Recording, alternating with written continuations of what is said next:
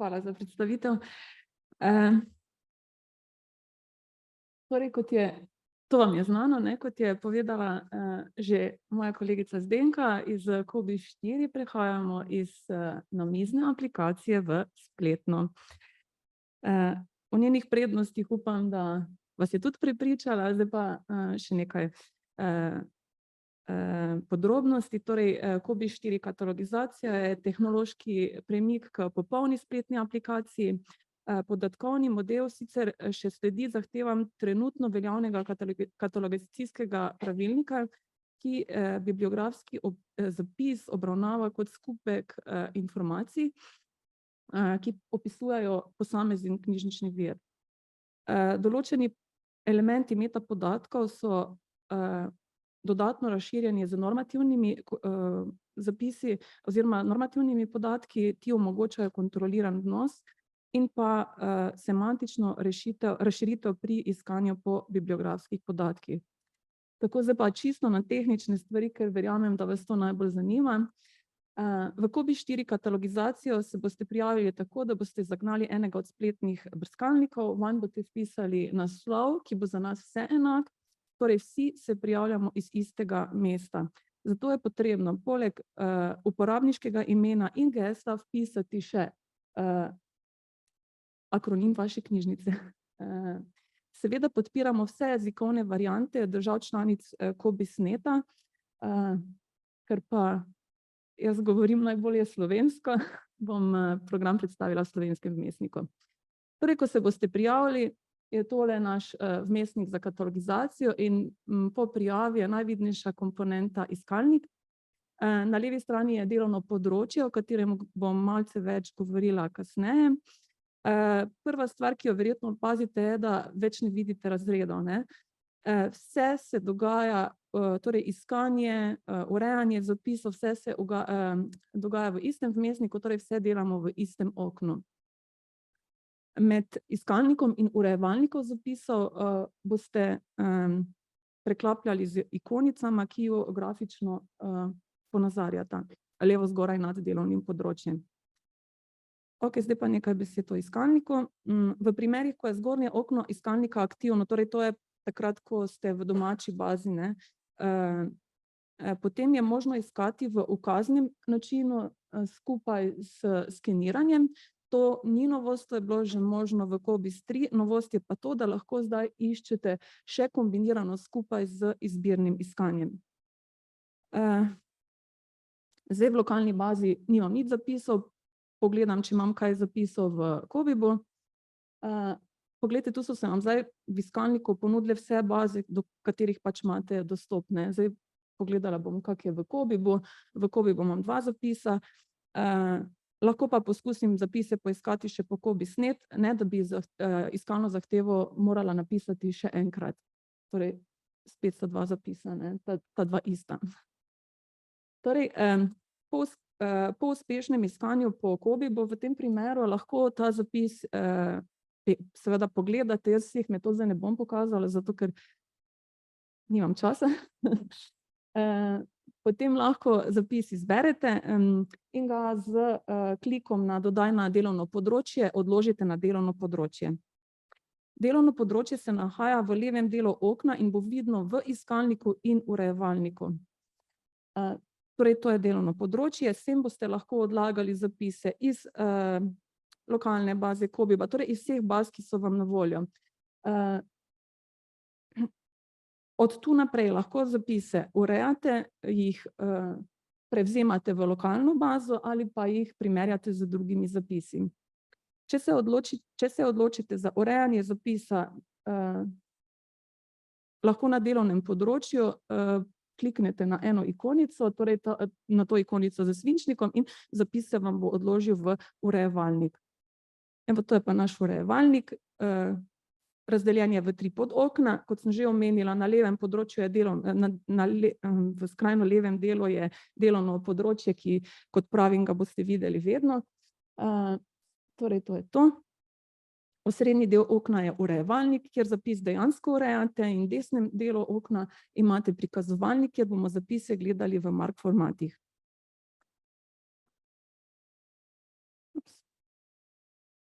Kadar je zapis v postopku urejanja, se svinčnik na delovnem področju obarva rumeno.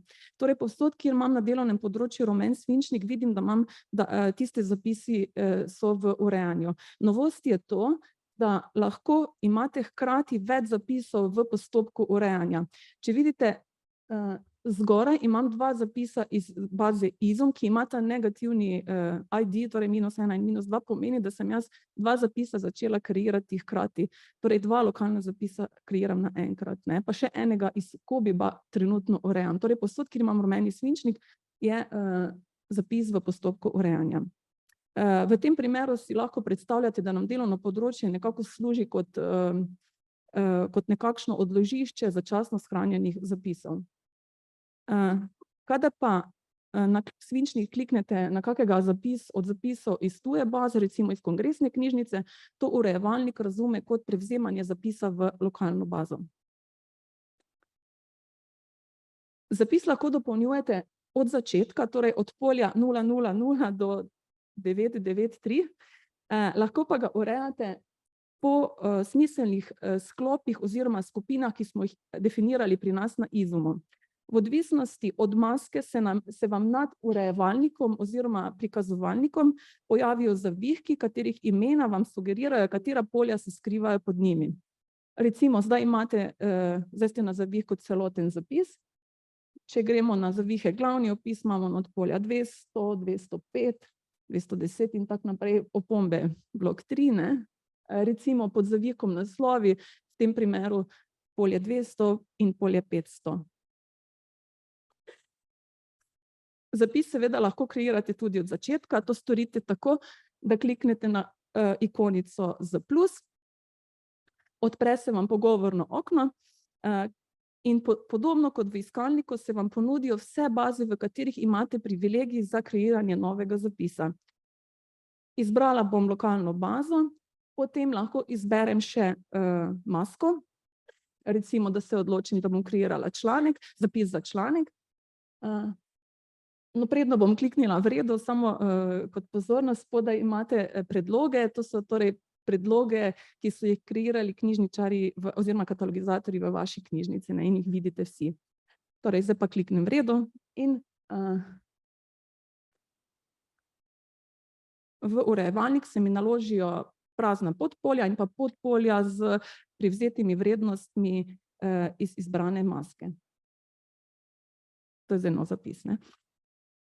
Ok, zdaj bi pa rada pokazala nekaj postopkov v Cobis 4, nekaj malega postopkov v Cobis 4, ki so drugačni kot v Cobis 3 oziroma za katere verjamemo, da ponujajo boljšo uporabniško izkušnjo, kot jo je recimo nudil Cobis 3, ne. Ok, recimo ena taka stvar, zdaj sem recimo na zavihku zakodirane podatke, rada bi vnesla kodo države, ne.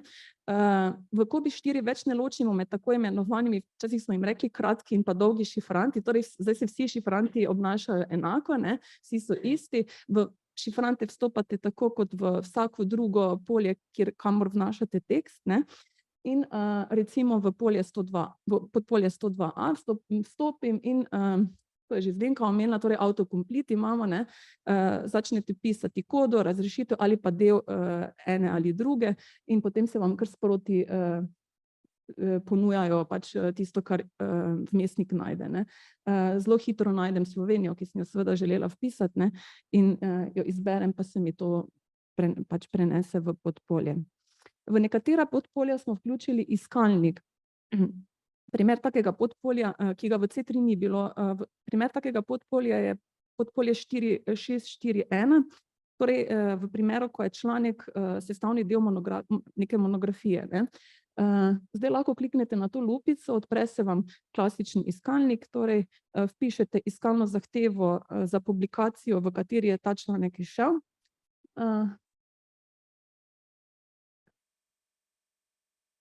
Izberete to publikacijo in potem se vam z klikom na gumb izberi ID zapisa za nadrejeni del prenese v podpolje 4641.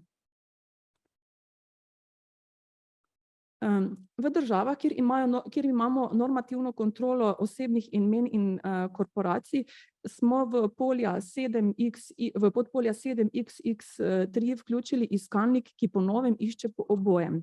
Recimo, pri podpolju 703 kliknemo na ikonico za iskalnik, odpre se iskalnik po Colnorju, spodaj vpišem nek priimek, v tem primeru Ingolič recimo, sprožim iskanjem in opazim, da se mi poleg seznama osebnih imen v zgornjem delu ponudijo tudi seznam korporacij nižje. Te so sicer malo bolj sivo napisane, pa poglejmo eno, recimo to osnovno šolo Antona Ingoliča tu blizu Maribora. Vidite, da je, torej na desni strani se vam zdaj pokaže zapis v Comarch-A formatu za korporacijo, ampak gumb za izberi je pa neaktiven, seveda zato, ker sem izhajala iz podpolja 703, ki je namenjeno za osebna imena. Dobro, zdaj pa izberemo res tisto osebo, ki smo jo zares iskali, gospo Špelo, ki je prevajalka in recimo, z klikom na izberi se normativni zapis za njo prenese v polje 700. Zdaj, ker je prevajalka, takoj opazim, da sem se zmotila, prevajalko bi mogla vnesti v polje 702, to moram zdaj takoj popraviti. Hitro to naredim tako, da kliknem na polje 700, odpre se mi pogovorno okno za dodajanje, kopiranje, spreminjanje in pa brisanje polj. Napišem polje 702, ker tega želim, in kliknem na spremeni ID in tako na hiter in enostaven način polje spremenim iz 700 v 702. To vem, da vam bo prišlo zelo prav pri prevzemanju, zdaj že kimate, pri prevzemanju zapisov iz tujih baz podatkov, kjer veste, da se vam pri več avtorjih pogosto zgodi, da se drugi avtor namesto v 701 prenese v 702. No, zdaj veste, kaj ga boste hitro popravili.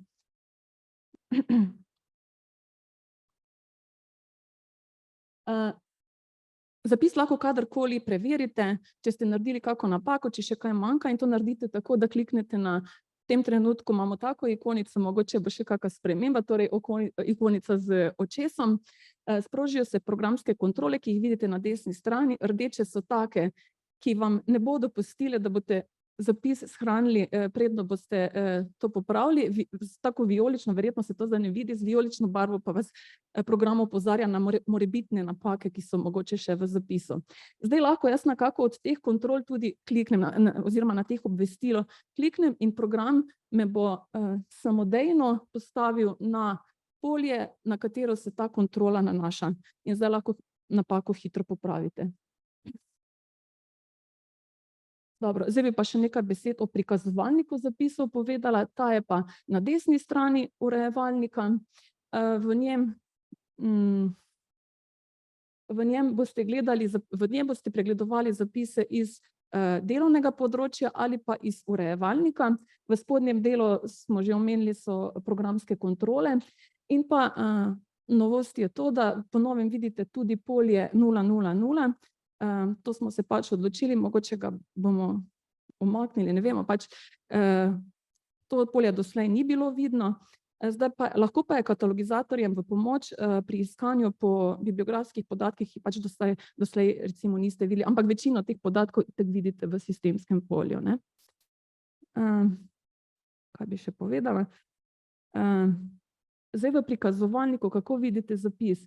Tisti zapis, ki je trenutno v urejanju in je v urejevalniku, vidite na desni strani, in sicer tako, da kliknete na delovnem področju na rumeni svinčnik in vidite trenutni zapis v urejevalniku. Če pa želite videti izhodiščni zapis, potem pa tudi na delovnem področju kliknete v tem zapisu, vendar nekje zunaj tega rumenega svinčnika.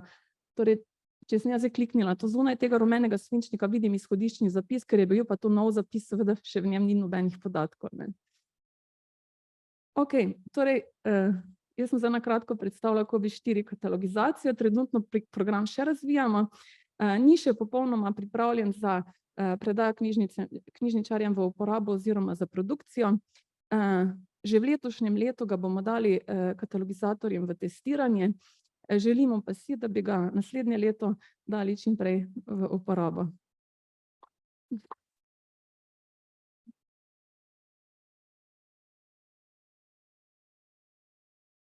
Upam, da.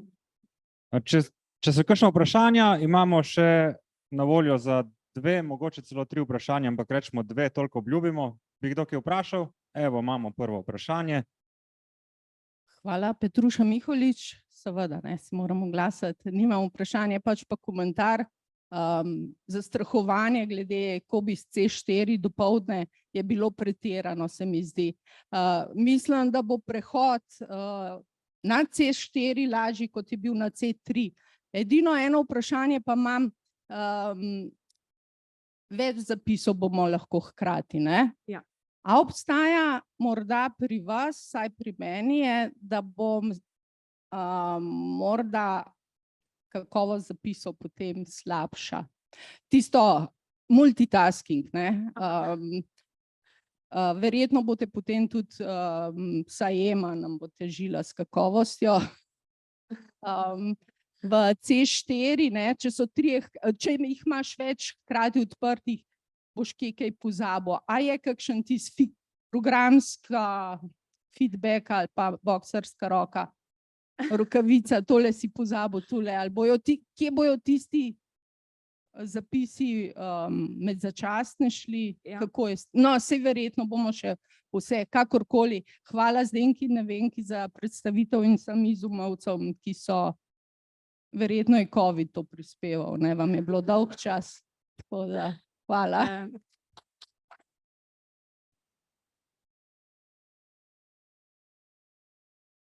Kar se tiče kvalitete zapisov, vam popolnoma zaupamo, verjamemo, da boste delali super naprej, ne.